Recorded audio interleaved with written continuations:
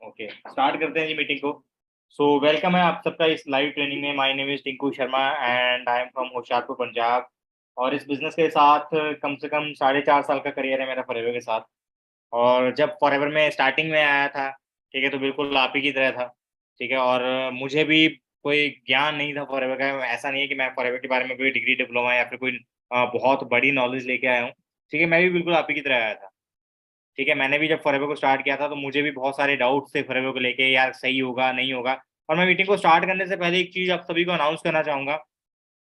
हम में से बहुत सारे लोग ऐसे होंगे जो ये बोलते होंगे, सर हमारी फैमिली बिजनेस करने के लिए सपोर्ट नहीं करती।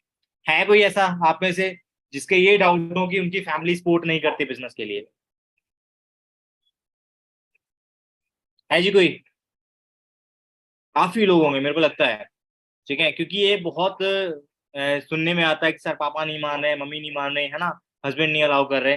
मैं आप सभी को एक चीज बोलना चाहूंगा, आज की मीटिंग आप अकेले मत लगाइएगा। आज की मीटिंग आप अपनी फैमिली मेंबर्स के साथ बैठ के अटेंड कीजिएगा। होप उनको भी कुछ फॉरएवर के बारे में क्लियर हो कि फॉरएवर उनको क्या दे सकती है ना। और मैं इतना जरूर शेयर करूंगा, 30 मिनट्स की मीटिंग रहेगी ये। 30 मिनट्स में आपके सारे डाउट्स को क्लियर करने की जरूर कोशिश करूंगा मैं। ठीक है जी, और आपके फैमिली को भी एटलीस्ट इस फॉरएवर की पावर को जरूर एक्सप्लेन करूंगा मैं।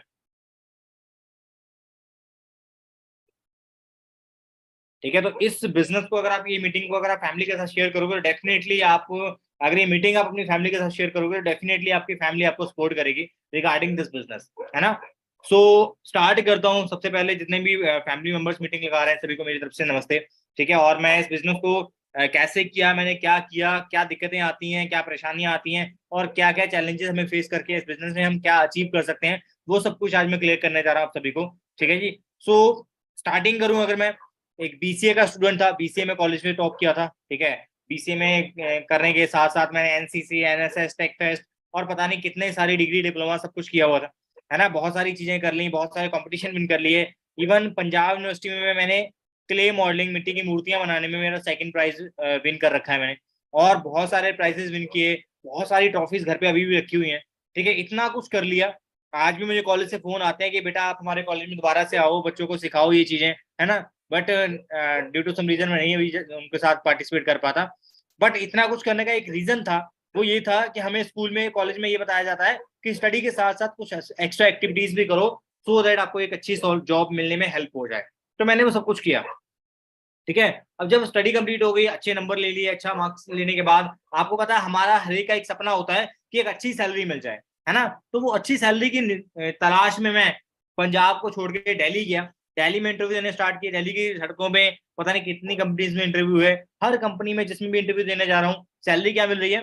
12,000, 15,000, 18,000, 20,000, 22,000, है ना। इतना ही मिलता है।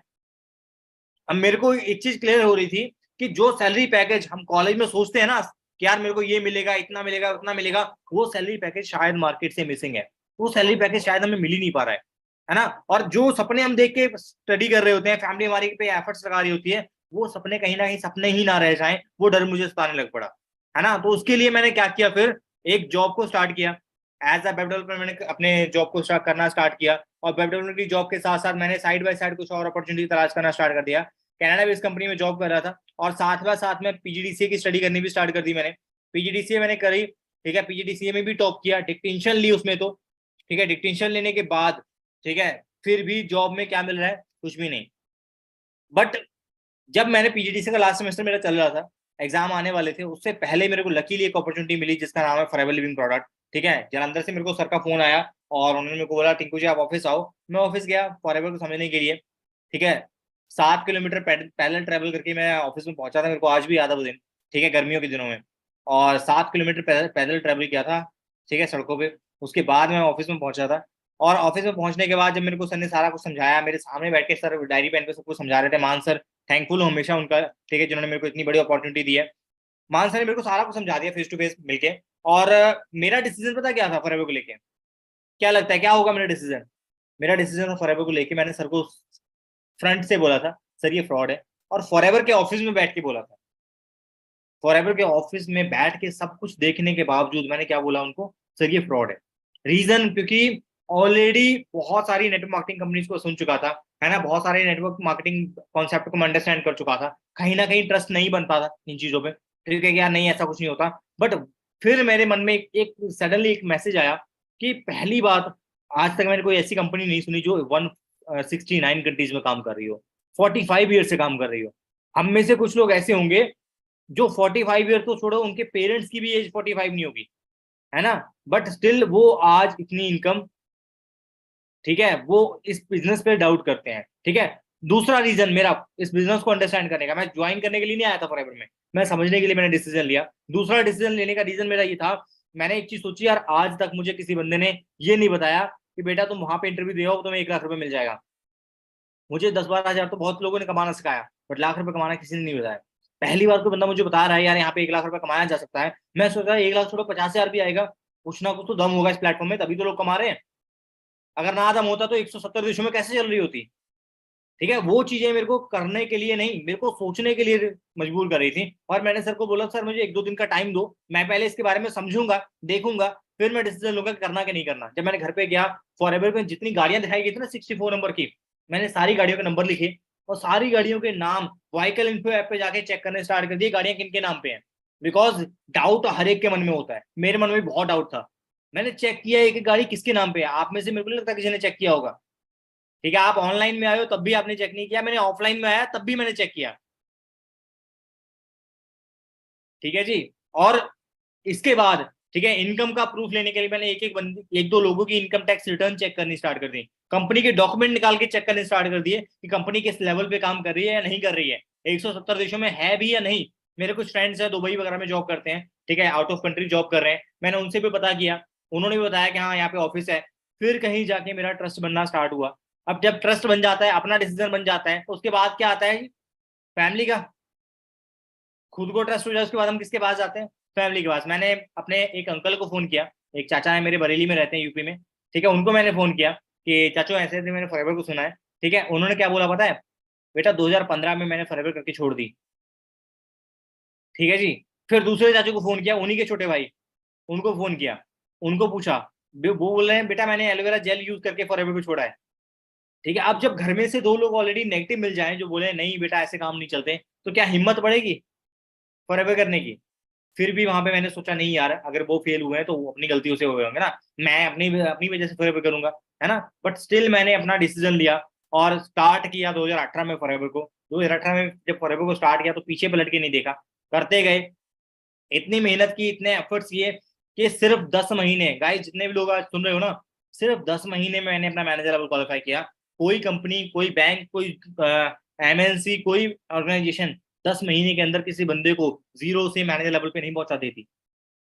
आपने सुना है कभी कोई 10-10 साल लग जाते हैं लोगों को मैनेजर लेवल तक पहुंचने के लिए, बट इस प्लेटफॉर्म पे with in 10 month, only 10 month के अंदर मैं मैनेजर लेवल पर पहुंचा हूँ। ठीक है, 10 महीने में जो टोटल इनकम, ठीक है, कमाई थी बिफोर मैनेजर, वो भी 2.5-3 लाख से ऊपर थी। ठीक है जी। और जो आफ्टर मैनेजर कमाना स्टार्ट किया वो तो फिर बिलीव ही नहीं हुआ, ड्रीम्स कम ट्रू। ठीक है, जो सपने लेके फॉरएवर में आए थे, 1 लाख, 1.25 लाख, 1.5 लाख की मंथली पे आउट के सपने लेके फॉरएवर में हर बंदा आता है, वो इनकम मैंने कमानी स्टार्ट कर दी। पहला चेक जो मेरा था 1,14,000 का था, दूसरा चेक 1,15,000, और वो 1 लाख का पे आउट जो कभी सपना होता था, जो कभी सोचा नहीं था कि यार इतना आएगा भी, ठीक है, वो आना स्टार्ट हुआ रियलिटी में। तब फैमिली को ट्रस्ट होना स्टार्ट हुआ कि हाँ ये प्लेटफॉर्म आपको बहुत कुछ दे सकता है। राइट, अब ये तो थी छोटी सी इंट्रोडक्शन। अब हम में से पता क्या लगता है लोगों को, सर आपके साथ ये हो गया मेरे साथ नहीं होगा, है ना। अब फैमिली जहाँ पे बैठी होंगी, ठीक है, वो सोच रहे हो नहीं ये तुम्हारे ये सब बातें होती हैं, ऐसा कुछ नहीं होता, तुम बन गए, तुम्हारा लक मैटर करता था, है ना, तुम्हारा हो गया। या फिर कई लोगों को डाउट लगता है यार तुमने इतना कर लिया होगा, अब हमसे नहीं होगा, हमारा बेटा नहीं कर पाएगा, हमारी बेटी नहीं कर पाएगी। मैं आप सबको एक अब यहाँ पे जो रियलिटी दिखाने वाला हूँ ना, उस चीज को आप ध्यान से समझिएगा। ये जो आपकी स्क्रीन पे पिक्चर दिखाई दे रही है ना, ये पंजाब और हिमाचल का जंगली एरिया, पहाड़ी एरिया है, ना कोई गाँव है, ना कोई कस्बा है, ना कोई टाउन है। ठीक है, वहां जहां पे डिलीवरी भी नहीं जाती, वहां जहां पे बिजली भी नहीं जाती, वहां जहां पे इंटरनेट भी नहीं है, ठीक है, अगर उस एरिया में बैठ के बिजनेस करना हो, क्या पॉसिबल है। ये पहाड़ी एरिया है जी पॉसिबल। सर मैं तो एक पुअर क्लास फैमिली से बिलोंग करता हूँ, मेरे पास तो पैसे नहीं है बिजनेस को करने के लिए। आपकी स्क्रीन पे जो पिक्चर दिखाई दे रही है, ये बहुत हाई क्लास फैमिली से बिलोंग करता है ये बंदा। मिट्टी की बनाई हुई दीवारें, घास की बनाई हुई झोपड़पट्टी, ऊपर से डला हुआ पॉलीथीन, ठीक है, जो बरसात के दिनों में दीवारें भी गिर जाती हैं। लगता है जी। बहुत हाई फैमिली है ये। हम सोचते हैं नहीं जी, हमारे हमारे साथ धोखा ना हो जाए, है ना, हमारे साथ कुछ गड़बड़ ना हो जाए, ये कंडीशन। कितने रिच फैमिली से बिलोंग करते हैं सर? हमसे फॉरएवर हो पाएगी क्या? जिसके घर में मिट्टी का तेल का दिया जलता हो, लालटेन जलती हो, जिसके घर में लाइट तक ना पहुंची हो। 2020 की पिक्चर है ये, कोई 1947 की नहीं है। क्योंकि हमने अपने पेरेंट्स के मुंह से सुना होगा, हमने मिट्टी के तेल के दिए में रोशनी में पढ़ाई की है। बट क्या आज के जमाने में भी कोई कर रहा है जी कोई ऐसा? आप मुझे एक बात बताओ कि हम सोचते हैं ना, सर मेरा बिजनेस चलेगा कि नहीं चलेगा। आप बताओ जी, ऐसे कंडीशन में रहने वाले का बिजनेस चल पाएगा? ये बंदा किसी को इसके साथ कोई ज्वाइन होगा? क्या इसका 2cc लेवल हो पाएगा? 2cc तो बहुत दूर की बात रहेगी। क्या ये फर्स्ट ऑर्डर भी कर पाएगा 1000-1200 का? और कर भी लिया तो कौन ज्वाइन होगा? साइकिल पे घूमने वाला, जिसकी साइकिल भी गद्दी डलवाने के लिए कभी किसी के उसके पास पैसे नहीं हुए, ठीक है, जिसकी साइकिल पे पैडल भी एक था, दूसरी साइड का पैडल भी टूटा हुआ था, ठीक है जी, वो बंदा जिसके पास कुछ भी नहीं है, वो बंदा अगर फॉरएवर को स्टार्ट करके, ठीक है, लखपति बनना चाहे, विश्वास भी करेगा कोई साथ में? 64 नंबर की गाड़ी के सपने किसी को बता रहा है, हाँ भाई तुम मेरे साथ काम स्टार्ट करो, है ना, तुम 64 नंबर की गाड़ी ले लोगे। साइकिल पे घूमने वाला 64 नंबर दिला सकता है किसी को? जो जो खुद झोपड़पट्टी में रहता हो, वो किसी को 1 लाख का सपना दिखा सकता है? या खुद भी वो भरोसा कर सकता है? हमारे बीच में बहुत सारे ऐसे लोग होंगे जो बोलते होंगे ना, हमारा 2cc कैसे होगा, हमारा लेवल कैसे होगा, हम तो बहुत पुअर क्लास फैमिली से बिलोंग करते हैं। गाइस, अगर दिल में करने का इच्छा हो ना, तो झोपड़पट्टी में रहने वाला 120cc भी कर लेता है। अभी काफी झोपड़पट्टी में रहने वाले का 120cc भी हो जाता है। अगर वो झोपड़पट्टी में रहने वाला बंदा मैनेजर बन सकता है, वहां से उठ के बंदा मैनेजर लेवल तक पहुंच सकता है, तो आप कुछ क्यों नहीं बन सकते? बताइए जी। अभी काफी खस्ता हालत हो गई है। मैं अभी देख रहा था, यही है। और इस वाली की तो बिल्कुल ही ख़राब हो चुकी है। ये तो मतलब लग ही नहीं रही है कि वही है ये। ठीक है, बस कुछ चीज़ें बता रही कि हाँ ये वही है, तो अदरवाइज़ ये तो बिल्कुल ही ख़राब हो चुकी है। क्योंकि मिट्टी और घास की बनी होती है। अप्रॉक्सीमेट 3 साल होने को आए हैं अभी हमें इसको छोड़े हुए। 3 साल में काफ़ी कुछ इसका ख़राब हो चुका है। इस साइड तो बिल्कुल ही, इस साइड तो बिल्कुल ही ख़राब हो चुकी है, तो टूट गई है। अगर वो झोपड़पट्टी में रहने के बावजूद मैनेजर लेवल को अचीव किया जा सकता है, तो आपको क्या डाउट है फॉरएवर पे? कई सोचते हैं ना, सर ये लूटने वाली कंपनी होगी, है ना, यहाँ पे धोखा हो जाएगा। अगर लूटने वाली कंपनी होती तो पैसा देख के ज्वाइन कराती बंदे को। झोपड़पट्टी में रहने वाले को क्यों ज्वाइन कराती फॉरएवर? उसके पास कुछ है लुटाने के लिए? बताइए जी। और अगर उस झोपड़पट्टी में रहने वाला बंदा आज आपके सामने बैठ सकता है उठ के, उस वहां से उठा के फॉरएवर यहाँ तक लेके आ सकती है मेरे को, ठीक है, क्या पहचान थी मेरी, क्या था मेरे पास, बताओ? रोने के अलावा कुछ था मेरे पास? हम लोग कई मिलते हैं हमें, सर मैं तो गरीब हूँ, मैं कैसे करूँ? यार गरीब मैं भी था एक दिन। रोने के लिए मेरे पास बहुत बहाने थे, सर मेरे से नहीं होगा। मैं मान सर को बोल सकता था, सर मेरे से नहीं होगा, मेरा तो कोई नेटवर्क ही नहीं है, मैं रहने वाला यूपी का, रहता पंजाब में हूँ, मेरा तो कोई रिलेटिव मेरा साथ नहीं देगा। 20 साल से मेरे घर पे कोई रिलेटिव नहीं आया था जब मैं झोपड़पट्टी में रहता था। कोई एक सिंगल पर्सन भी पंजाब नहीं आया था हमारे घर पे देखने के लिए कि हम कहाँ रहते हैं। ठीक है, छुप छुप के रहना पड़ता था, क्योंकि हमें पता है अगर रिश्तेदारों को पता लग जाए ना, तो बेइज्जती फालतू की होगी। ठीक है, हम लोग यार ये सोचते हैं, सर ये कैसे होगा, वो कैसे होगा, अगर ये सब कुछ हो गया, फिर आप किस बात का डर लेके बैठे हो मन में? बताओ जी। पेरेंट्स को मैं एक चीज पूछना चाहूंगा, देखो हम सोचते हैं ना, हमारे हमारे कुछ हमारे साथ बर्बाद ना हो जाए हम। बर्बाद होने के लिए पहले आवाज होना जरूरी होता है। ठीक है जी। मैं बर्बाद था पहले से ही। अगर मैं नहीं करता तो फिर क्या बन जाता? 10-12 हजार की नौकरी में कुछ बन पाता मेरा क्या? क्या हम उस सपनों को लेके जी सकते हैं जो कभी रियलिटी ही नहीं बन सकते? मेरे को एक चीज क्लियर थी, अगर मैंने फॉरएवर नहीं की, ठीक है, 20-25 हजार की नौकरी मिल भी गई, तो उसमें सिर्फ खाना पानी चलेगा, सिर्फ खाना पानी। और सम टाइम तो ऐसा होता है खाना पानी भी मुश्किल हो जाता है। ठीक है, ग्रेजुएशन की मैंने पढ़ाई करी थी, मेरे को आज भी याद है, अभी भी शायद दूसरे रूम में मेरा आईडी कार्ड पड़ा हुआ है। ऐसा ही सिक्योरिटी में मैंने जॉब की थी, नाइट शिफ्ट में सिक्योरिटी गार्ड की जॉब करता था।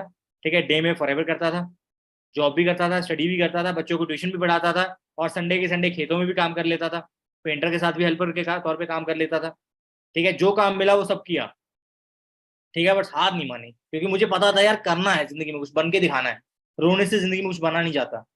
लोग बोलते हैं सर हमने तो ट्राई किया, अगर ट्राई दिल से करोगे तो रिजल्ट्स मिलेंगे। लक मैटर नहीं करता। लक अगर होता ना, लक से पहले एफर्ट्स आते हैं, कहते हैं ना हाथ की लकीरों से पहले आपकी उंगलियां आती हैं। कर्म करोगे फल मिलेगा, कर्म ही नहीं करोगे, हाथ पे हाथ रख के बैठ जाएंगे तो फल कहां से मिल जाएगा। ठीक है जी, और लिमिट्स कोई और नहीं लगाता हम पे।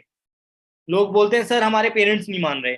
पेरेंट्स से हम बुरे काम करते हैं, उससे उससे पहले तो पेरेंट्स से पूछते नहीं कभी भी। अच्छे काम करने से पहले हम श्रवण कुमार की भी एग्जाम्पल को पीछे छोड़ देते हैं, है ना। बुरे काम करने से पहले कभी पेरेंट्स की परमिशन नहीं मांगी जाती, बट अच्छे कामों से पहले तो हम भी आज्ञाकारी बन जाते हैं कि नहीं हम तो जी पेरेंट्स से पूछ के ही करेंगे सब कुछ। हमें यार अपना करियर बनाना है।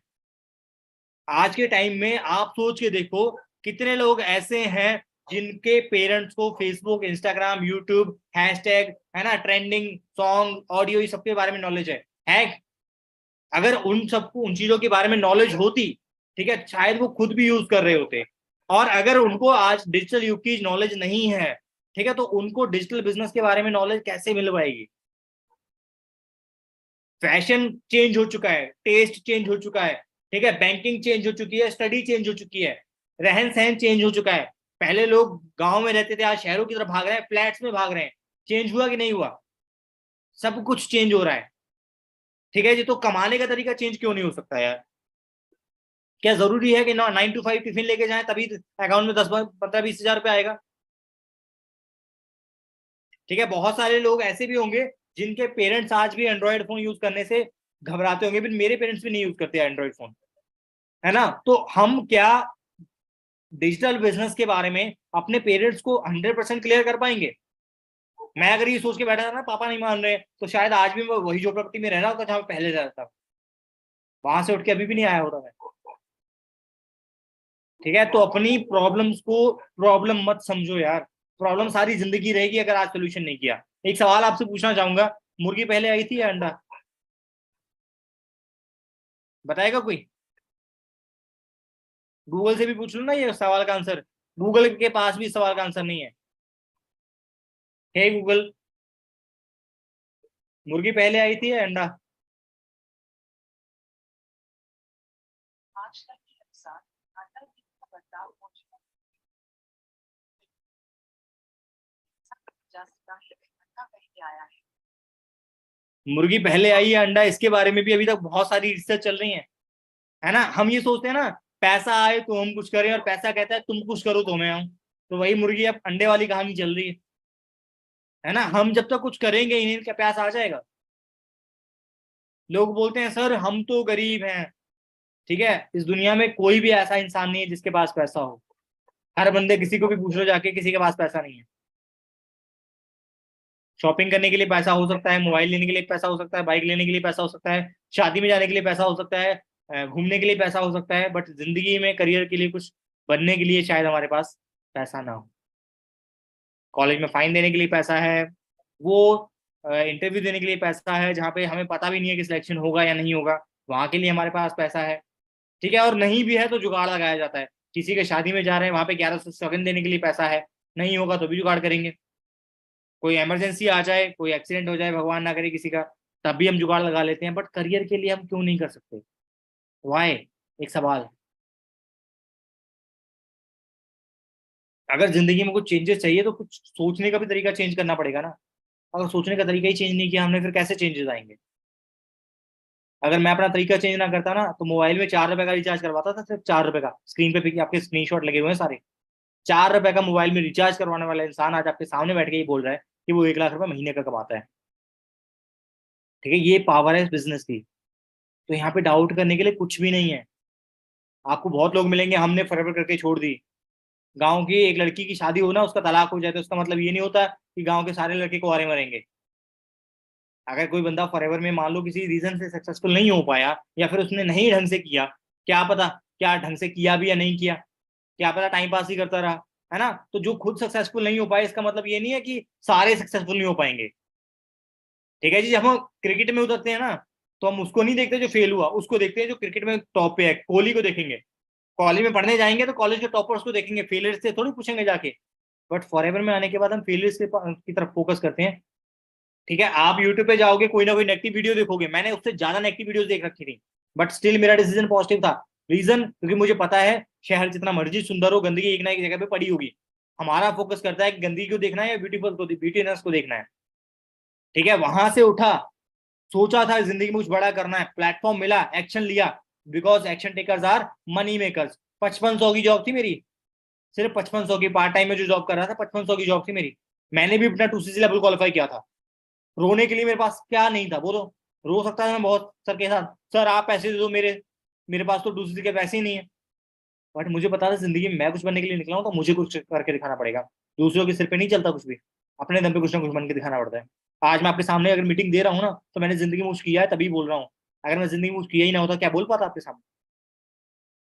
अगर छोड़ के चला गया था फॉरएवर को, मेरे पड़ोसी जिनको मैंने फॉरएवर बताई थी, हम जहाँ पे रहते थे ना, 3 लोग थे। मैं, मेरी फैमिली की मेरी एक और पर्सन थे, और एक और थे प्रतापगढ़ से, यूपी से। हम 3 फैमिलीज वहां पे रहते थे। ठीक है, तो आज भी 2 फैमिलीज वही हैं। हम तो आ गए वहां से उठ के, आज भी 2 फैमिलीज वही हैं। इसका रीजन, जिन्होंने डिसीजन लिया, जिन्होंने एफर्ट्स किए, जिन्होंने कुछ करके दिखाया, वो आज अपने घर में है। जिन्होंने कुछ नहीं किया, वही बहाने बनाए, ठीक है, वो आज भी वहीं के वहीं हैं। आप देख लो क्या करना है। क्योंकि जिन्होंने डिसीजन लिया, पहला चेक उनका आया था 8,450 का, दूसरा चेक 16,711 का, तीसरा चेक 15,000, चौथा चेक 6,000, सातवां चेक 10,000, बढ़ते बढ़ते वही चेक 47,000 का हुआ। फिर 83,000 आना स्टार्ट हुआ। फिर अगले ही महीने, आप यहाँ पे चेक कर लो, जनवरी 2019 में कितना है, 43,000। मार्च 2019 में 83,000। अप्रैल 2019 में 1,14,000। ठीक है, इतनी ग्रोथ क्या मिल जाएगी किसी और प्लेटफॉर्म पे। 1,14,000, 1,15,000, 1,20,000। एंड मार्केट में कहीं भी जॉब पे चला जाऊं ना, पहला चेक 8,000 का था। 1 ईयर के अंदर मेरा चेक कितना बना जी, 1,73,000 का। 1 साल के अंदर ही मैं कहाँ पे पहुंच गया, 2.25 लाख पे। क्या किसी जॉब में पहुंच सकता था। मेरे को मार्केट में कोई एक जॉब ऐसी बता दो जहां पे मैं 1 साल के अंदर 2.25 लाख पे पहुंच जाऊं। चैट बॉक्स आपका ओपन है, बता सकता है कोई भी,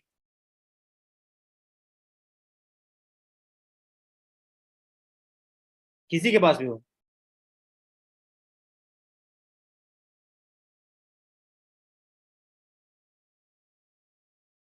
तो फिर हमें ट्रस्ट करना ही पड़ेगा इस प्लेटफॉर्म पे। ठीक है जी, देखो ट्रस्ट करने का बहुत सारे रीजन है मेरे फॉरएवर पे। जब आया था कुछ में ही नहीं था, आज क्या कुछ है। आया था ना, तो उस टाइम पे घर पे ब्लैक एंड व्हाइट टीवी होता था जो बैटरी से चलता था। कार में जो बैटरी होती है ना, उससे चलाते थे हम संडे के संडे। ठीक है, रंगोली देखने के लिए, दूरदर्शन पे रंगोली आती थी वो देखने के लिए। ठीक है, और आज घर में एलईडी भी है, लैपटॉप भी है। और जो ब्लैक एंड व्हाइट टीवी वाला था ना, वो आज मैकबुक पे बैठ के, 1-1.5 लाख की मैकबुक है जिसपे बैठ के आज मैं मीटिंग दे रहा हूँ। ठीक है जी, कभी नहीं सोचा था इतना कुछ आएगा मेरी लाइफ में। एप्पल का प्रोडक्ट मेरे घर पे कभी जिंदगी में नहीं सोचा था मैंने। ठीक है जी, बट आज है। ठीक है, मेरे को स्टेज पे बुला के रिकग्नाइज किया गया, झोपड़पट्टी में रहने वाले को स्टेज पे बुलाया गया। ठीक है, क्या था मैं और क्या बन गया। 1 साल की रिटर्न, जो इनकम टैक्स रिटर्न हम फिल करते हैं ना, वो मेरी थी 12,48,446 रुपए की। मिलीनियर बना, मिलीनियर की ट्रॉफी मेरे घर पे आई, झोपड़पट्टी में रहने वाले को मिलीनियर बना दिया। एंड फाइनली मेरी लाइफ का वो दिन आया, जब लॉकडाउन लगा हुआ था, सब तरफ लोग परेशान थे। ठीक है, उस लॉकडाउन में, उस कोरोना में, ठीक है, जब कुछ भी नहीं था किसी के पास, 24 जून, आज वो भी मुझे दिन याद है, 24 जून को मैंने अपनी फैमिली को एक 3 बेडरूम हाउस गिफ्ट किया। जिस घर में आज मैं रहता हूँ, जिस घर में आज मैं बैठा हूँ, it's because of forever living. तब भी लोगों को लगता है यार ये काम नहीं चलेंगे, है ना। एक बंदे ने सिर्फ 2.25 साल के अंदर अपनी फैमिली को घर लेके दे दिया, सिर्फ 2.25 साल के अंदर। अभी भी लगता है फॉरएवर नहीं चलेगी। आप अपने रिलेटिव्स में, फ्रेंड्स में, नोन में देख लीजिए, कितने लोग ऐसे होंगे जिनको घर बनाने के लिए 10-10 साल लग जाते हैं। रिटायरमेंट का पैसा लेके घर बनता है, प्लॉट लेने के लिए भी पैसा जोड़ना पड़ता है 10-10 साल तक। एम आई राइट और रॉन्ग। बट मैंने अपना घर लिया ना, बिना किसी लोन के, बिना किसी रिलेटिव से हेल्प लिए, और बिना किसी हेल्प के। 100% कैश पे मैंने अपना घर लिया था। ठीक है, बड़ी खुशी होती है इस घर में रह के, बिकॉज जब हमने घर लिया था ना, घर लेने के बाद जब हमने घर दरवाजा खोला था, मेन डोर जब खोला था ना, तो हमारे घर में ना मेन डोर के सामने ही सीढ़ियां हैं। तो मैं और मेरा ब्रदर ना भाग के सीढ़ियों पे चढ़े थे। उसका कारण पता क्या था? बिकॉज हमारी लाइफ में ना छत नहीं थी। हमने कभी छत पे चढ़ के नहीं देखा था कि छत कैसी होती है। तो झोपड़पट्टी में छत नहीं होती ना, अपनी छत पे चढ़ने का मजा ही कुछ और था। ठीक है, अपनी छत पे चढ़ के वो इंजॉय किए मोमेंट। ठीक है, मम्मी किचन में गए हुए थे, पापा लॉबी में बैठे थे। ठीक है, फर्श पे लेट गए पापा, है ना, इतनी खुशी हो रही थी अपने घर की। यार मतलब आज फाइनली वो दिन आ गया जिसके लिए हम पिछले 20 साल से स्ट्रगल कर रहे थे। ठीक है, और वो किसकी वजह से आया? मेरे उस डिसीजन की वजह से, जब मैंने फॉरएवर को करने के लिए हाँ किया था। ठीक है जी, बड़ी मतलब खुशी होती है। मेरा घर, मेरा रूम ब्लू कलर की थीम पे वेस्ड है, curtain blue colour, bed sheet blue colour, है ना, वॉल ब्लू कलर, है ना। मम्मी का रूम नेवी रेड कलर पे है ना। ड्राइंग रूम मेरा ब्राउन कलर पे है। ब्रदर का रूम ग्रीन कलर पे है। Kitchen blue sky blue colour में है ना। तो सारे रूम को थीम वाइज डिजाइन किया गया है। बहुत अच्छा लगता है यार। मैंने अपनी मेहनत से, because of forever living, parents के आशीर्वाद से इतना कुछ बनाया। समटाइम ना पेरेंट्स ही अपने बच्चों को रोक देते हैं। यार आपको क्या पता आपका बच्चा कितना बड़ा उड़ सकता है? सपोर्ट तो करो। दुनिया तो वैसे ही रोकने को बैठी है। आप तो कम से कम अपने बच्चों को सपोर्ट करो। आप तो कम से कम उनको आगे बढ़ाने का हौसला दो। आप ही क्यों उनकी पैरों में बेड़ियां लगा देते हो? जब हम ही अपने फैमिली मेंबर्स को सपोर्ट नहीं करेंगे तो दुनिया से हम क्या एक्सपेक्ट करते हैं? दुनिया क्यों सपोर्ट करेगी उन्हें? दुनिया क्यों रोकेगी उन्हें? ठीक है, जलने के लिए पूरी दुनिया बैठी है। जलेगी वो तो पता है हमें। ठीक है, आज मैंने घर लिया है, मेरे को पता है मेरे कई रिलेटिव जलते हैं। ठीक है, बट आप, ये मेरी अचीवमेंट थी। उसके बाद दूसरी अचीवमेंट, लास्ट ईयर जब मैंने, मम्मी पापा की मैरिज एनिवर्सरी थी, तो सबसे महंगा गिफ्ट जो मैंने दिया था, दैट इज 9.5 लाख का एक प्लॉट गिफ्ट किया था मैंने उनको, और वो भी 100% कैश पे, बिना किसी लोन के। ठीक है जी, घर में बहुत सारी चीजें, हमारे पास तो कुछ भी नहीं था, बेड अलमारी, है ना, फ्रिज वॉशिंग मशीन, कुछ नहीं था। है ना, ये चीजें तो हमारे लिए सपना होती थी, आज सब कुछ है। ठीक है जी, तो यार सपना पूरा होता है जब हम प्लेटफॉर्म पे मेहनत करते हैं। अगर रोने से प्लेटफॉर्म, रोने से जिंदगी में कुछ आ जाए तो मैं कहता हूँ रो लो।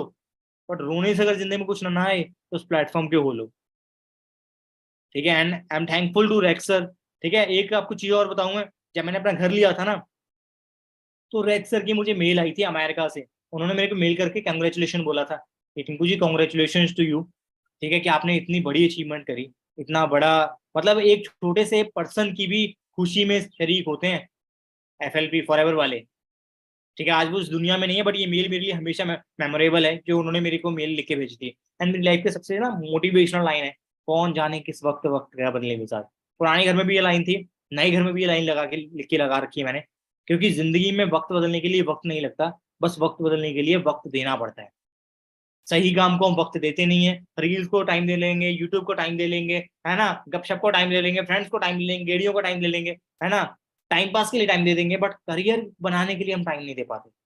वाई? करियर बनाने के लिए भी टाइम देना पड़ेगा। अगर नहीं देंगे तो जिंदगी में आज वैसे ही बहुत कुछ नहीं बन पाए हैं, और अगर यही चलता रहा कुछ बन भी नहीं पाए। बहुत सारी हाउसवाइफ भी होंगी हमारे बीच में। मैं सबको एक बोलना चाहूंगा, अगर आप अपनी पहचान बनाना चाहते हो ना, मेरी भी कोई पहचान नहीं थी, अगर आप पहचान बनाना चाहते हो ना, फॉरएवर आपके लिए बेस्ट प्लेटफॉर्म है। ठीक है जी, क्लियर हुआ जी कुछ कि क्या आप फॉरएवर में क्या क्या कर सकते हो?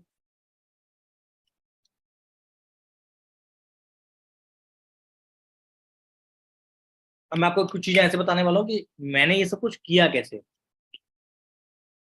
आपको 3 चीजें ऐसी बताऊंगा जिन्होंने मेरे को हेल्प किया ये चीजें करने के लिए। फर्स्ट, आपको पता है एक सुपरवाइजर बैच होता है हमारा? पता है सभी को सुपरवाइजर बैच?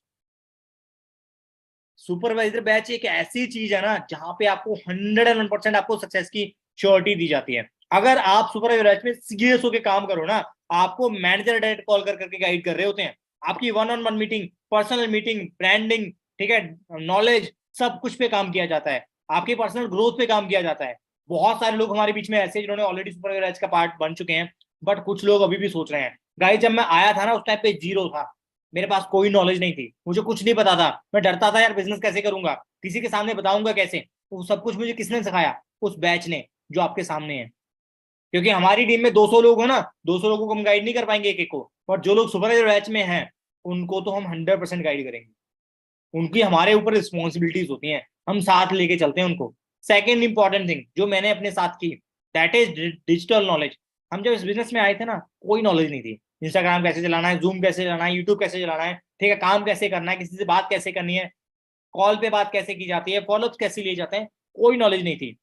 और वो नॉलेज सारी हमें किसने प्रोवाइड की? हमारे डिजिटल नॉलेज के कोर्स ने, जो आपको मिलने वाला है after your level, after your 2cc। आपको जो कोर्स मिलता है ना, उसमें आपको हाई से लेके बाय तक बात कैसे करनी है, किसी से डिस्कशन कैसे करनी है, ठीक है, वो सब कुछ सिखाया जाता है। समटाइम में डर होता है, सर मैं कर तो लूं, मेरे को ये नहीं आता वो नहीं आता, कुछ भी नहीं आता हो ना, तब भी ये डिजिटल नॉलेज कोर्स जो आपका है ना, वो आपको पूरी हेल्प करेगा।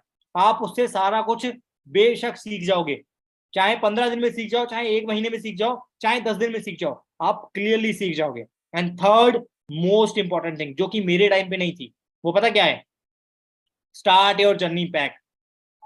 ठीक है, स्टार्ट योर जर्नी पैक क्या है? अगर आप अपने लेवल को सीरियसली करना चाहते हो और कम से कम 8 से 10 हजार रुपए बचाना चाहते हो, ठीक है, तो आपके पास ये गोल्डन चांस है। वैसे ये कॉम्बो 25th को क्लोज हो गया था, बट अभी भी आपको ऑप्शन मिल रहा है। आपके ऐप में अगर शो हो रहा है ना, तो आउट ऑफ स्टॉक होने से पहले पहले इसको रिवील कर लो, ठीक है, ऐसा ना हो आपके हाथ से निकल जाए।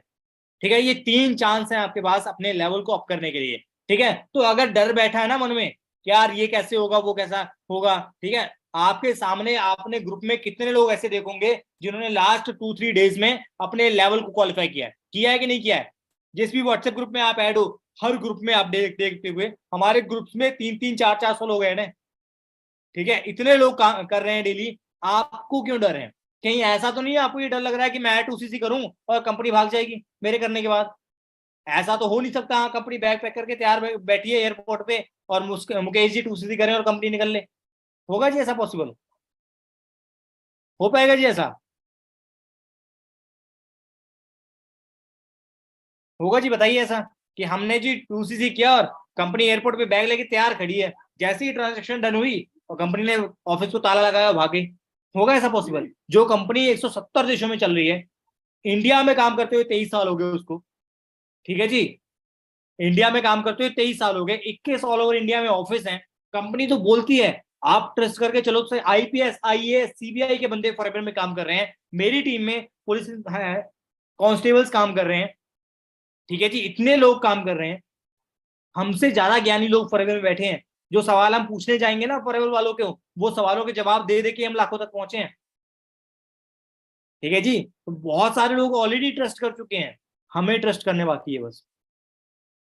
ठीक है जी, तो आपके भी वो पे आउट आ सकते हैं जो लोगों के आज आ रहे हैं, बस आपको थोड़ा सा ट्रस्ट करके आगे बढ़ने की जरूरत है। ठीक है जी, देखो सक्सेस की मंजिलों पे पहुंचना है ना, कौन कौन चाहता है सक्सेस की मंजिल पे पहुंचना? बताना चैट बॉक्स में जरा।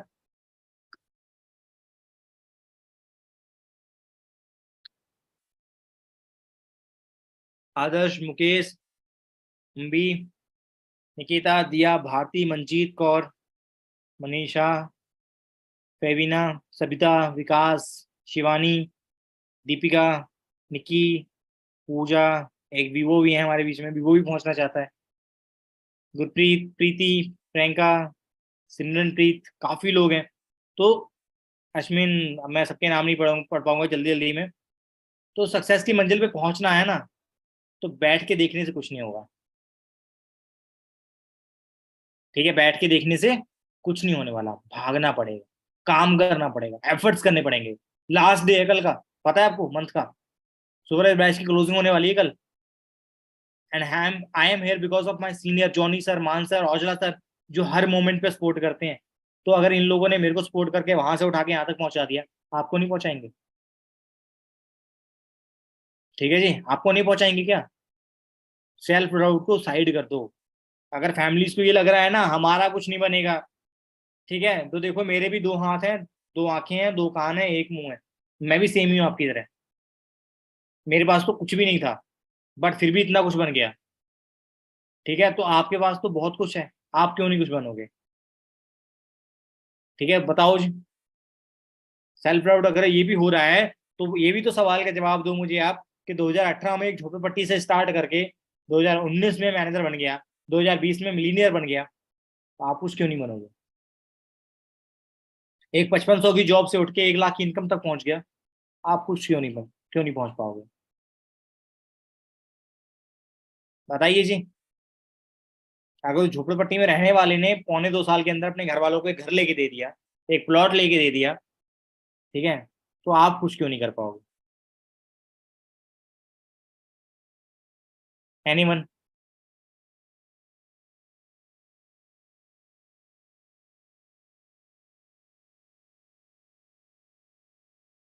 बताइए जी कोई।